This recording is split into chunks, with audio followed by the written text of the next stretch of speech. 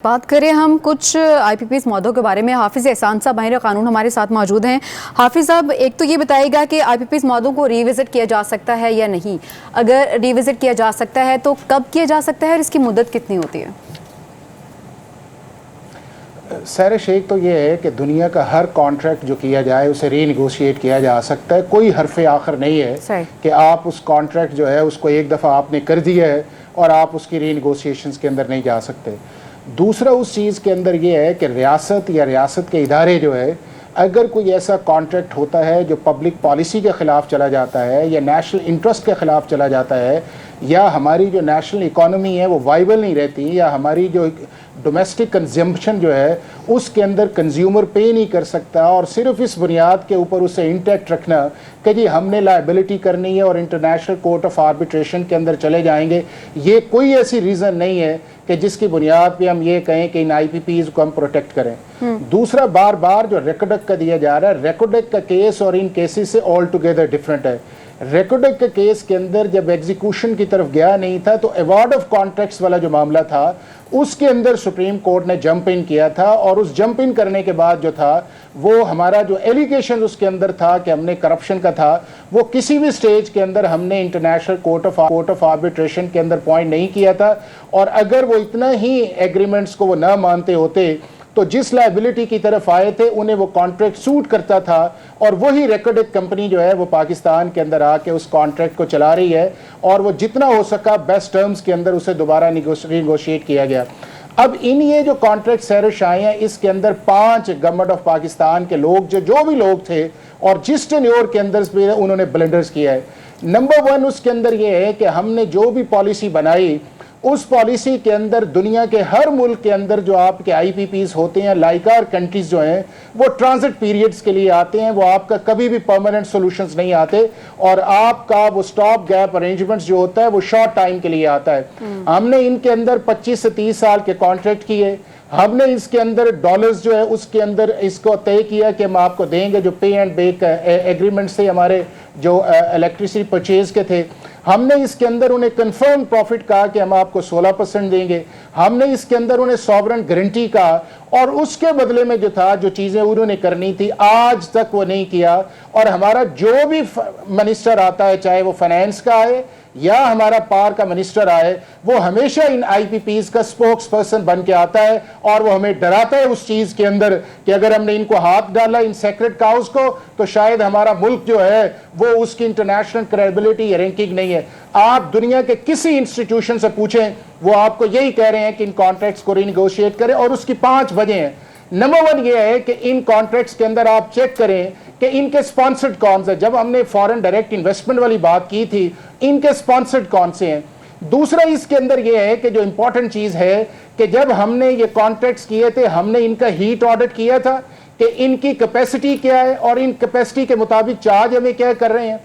तीसरा यह है कि क्या हमने आज तक इनका इंटरनेशनल इंडिपेंडेंट फोरेंसिक ऑडिट किया है, आज तक हमने इनका ऑयल ऑडिट किया है कि जो इतना हम ऑयल दे रहे हैं उसके हिसाब से दे के रहे हैं, हमने इनका टैक्स ऑडिट किया है या ये टैक्स ऑडिट होना देते हैं। और उसके बाद ये है कि ये एक ऐसा ब्लैक होल है कि जो आपका, जिस तरह आप ब्लैक सी के अंदर नहीं जाते, कुछ होल के अंदर सारी चीजें जो है, ये ऐसा जिन्न सैरिश कि जो हमें खाए जा रहा है और उसका एंड कोई नहीं है। अगर आप ये कहें कि शायद 70 रुपए पे हमारी जान छूट जाएगी, या आपको पता है कि 76 अरब रुपया सिर्फ हम इनको इंटरेस्ट पे दे रहे हैं, 2800 अरब रुपया इस साल हम पे पहुंच जाएगा, और 1.2 बिलियन जो 2018 के अंदर हमारा था इसका सर्कुलर डेट था, वो अब आपका चला गया है तकरीबन 2.6 पे, और 2.6 बिलियन जो आईएमएफ ने आपको कैब लगाए आपने फिर उसको क्रॉस कर लिया है। क्योंकि उसकी बुनियादी वजह यह है कि आप जिस ब्लैक होल के अंदर चले गए हैं उससे निकलने का एक ही तरीका है कि आप इनको रीनिगोशिएट करें। यूनिलैटरल कॉन्ट्रैक्ट जो है वो दुनिया के अंदर खत्म करना कभी भी सॉल्यूशंस नहीं होता, लेकिन उस रीनिगोशिएशंस के अंदर कभी आपके मुंह से निकल सुना देखा इस जो हमारा वाटर मिनिस्टर है कि हम इनका फोरेंसिक ऑडिट करते हैं। जिस तरह अभी बात की डॉक्टर साहब ने कि 700 रुपए यूनिट, 500 रुपए यूनिट, 100 रुपए यूनिट्स, और यार दुनिया के किसी मुल्क के अंदर ये एक्सेप्टेड है? क्या पाकिस्तान की इकोनॉमी जो है, आपका 2.5 करोड़ बच्चा स्कूल से बाहर है, साहब इसी पे रहते हैं, भाईजान इसी पे रहते हैं। हम आपसे कोई टेक्निकल गाइडेंस की तो कर रहे थे। मैं इसमें एक नहीं, थोड़ी सी मैं अर्ज कर नहीं यही है ना, अब सुन क्या लीजिए ना, हमने इन चीजों को इस तरह रख मैं अर्ज कर रहा हूं, इसी कॉन्ट्रैक्ट्स को रखना है। मैं अर्ज कर रहा हूं वायदे थे हमारे फॉरेन इन्वेस्टर के साथ। डॉक्टर साहब आपकी तवज्जो चाह रहा हूं, AES American electric services, the almighty बड़ी कंपनी जो अमेरिका के अंदर इतने हजारों मेगावाट की कैपेसिटी चलाती है, 2 पावर प्रोजेक्ट थे सर उसके, एक मीरपुर के अंदर, एक लालपीर के अंदर। दोनों के दोनों हमने वो गारंटियां या वो रिटर्न की एश्योरेंस दी थी अमेरिकन को, मियां साहब को नहीं दी थी, मियां मंशा साहब को। वो दोनों यहां से बेच के भागे और मियां मंशा साहब ने खरीद लिए। तो अब सवाल ये पैदा होता है कि क्या वो टर्म्स एंड कंडीशन जो है, जो कि एक फॉरेन इन्वेस्टर के लिए थी, क्या इनके लिए दस्तयाब रहनी चाहिए?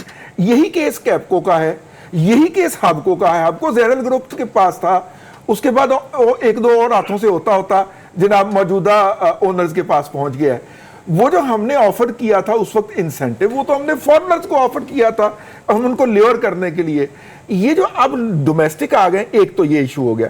दूसरा सर, इसमें फोर्स डिमेच्योर क्लास भी होती है और वो इसके अंदर है, लेकिन उसकी एक बड़ी बुरी मिसाल हमारे सामने मौजूद है।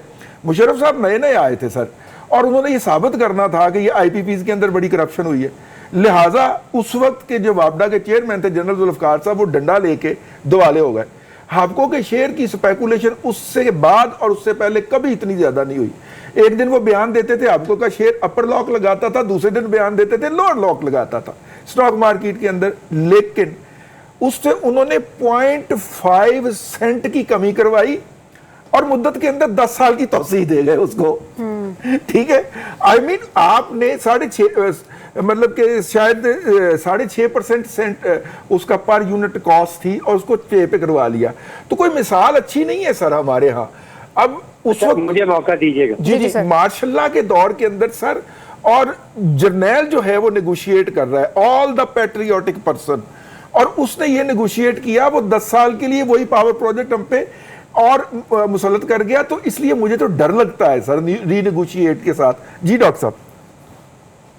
देखिए, पहले तो अदाद शुमार सामने रख लें। 45% जो कैपेसिटी पेमेंट है अब हुकूमत के अपने प्लांट्स को जाती है। तो क्या यहाँ पे हमें ये सजेस्ट किया जा रहा है कि हुकूमत अपने खिलाफ खुद से मुकदमा कर ले?